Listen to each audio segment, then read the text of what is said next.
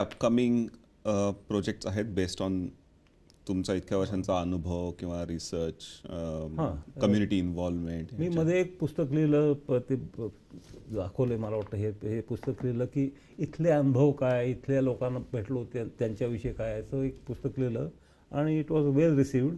कृष्णा काठ ते यारा काठ, व्हायची नदी कृष्णा, यारा इथली म्हणून यारा खाट, कृष्णा काठ ते यारा काठ.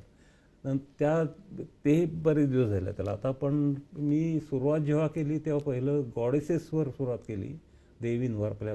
तर ती मग त्यांचं लिटरेचर सगळं एकत्र करून ते एडिट करून अशी 3 पुस्तकं ते आम्ही प्रसिद्ध केली आहेत. ही तिसरं आत्ता नुकतंच आलं आहे.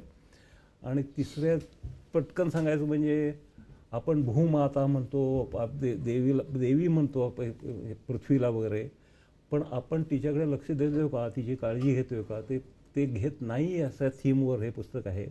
आणि ते south Asian goddesses and the environment. तसंच हे दुसरं मोठं प्रोजेक्ट होतं, ते आता पूर्ण झालं आहे. ऑक्सफर्ड हिस्ट्री ऑफ हिंदुइझम म्हणून नवीन सिरीज आली आहे. त्यात हिंदू डायस्पोरा ज्यूइश लोकांवर शब्द आला, पण डायस्पोरा म्हणजे मायग्रंट पीपल. अच्छा. तर हिंदू जिथे जिथे जगात गेले त्या सगळ्यांचं हे व्हॉल्यूम आहे.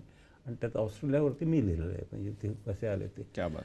7 अप्सरांबद्दल तुमचा पण रिसर्च चाललाय का? 7 आश्रमचं पुस्तक आता नवीन येईल केव्हा तरी, म्हणजे 1 वर्षभरात येईल केव्हा तरी. आणि ते ब्लू काय आहे ते?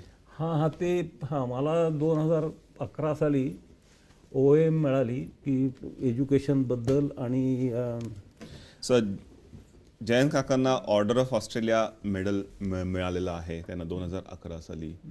तर एक प्राईड मोमेंट आहे आमच्यासाठी की ते आज त्यांचा सहभाग आपल्या चॅट शोमध्ये आहे आणि त्यांचे आशीर्वाद आपल्याला मिळत आहेत.